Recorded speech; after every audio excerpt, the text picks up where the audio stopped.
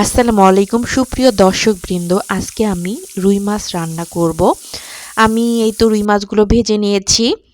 এরপর কড়াইতে তেল দিয়ে দিয়েছি, দিয়ে দিলাম পেঁয়াজ কুচি। পেঁয়াজটাকে কিছুটা ভেজে নিব হালকা বাদামি হয়ে আসা আগ পর্যন্ত।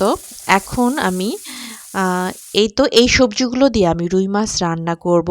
এখানে আমি মশলা সব দিয়ে দিয়েছি, হলুদ গুঁড়া, লাল মরিচের গুঁড়া, ধনিয়ার গুঁড়া, জিরার গুঁড়া এবং স্বাদমতো লবণ। এখন এ পর্যায়ে আমি এর মধ্যে দিয়ে দিব কিছুটা পানি মশলাটা কষানোর জন্য। এই তো আমার মশলা কষানো হয়েছে প্রায়।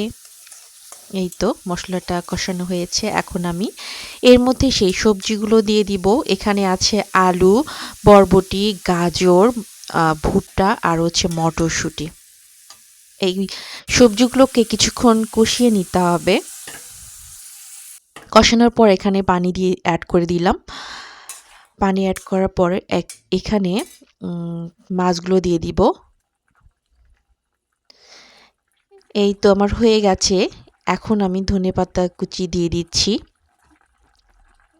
এই তো হয়ে গেল আমার রুই মাছ রান্না।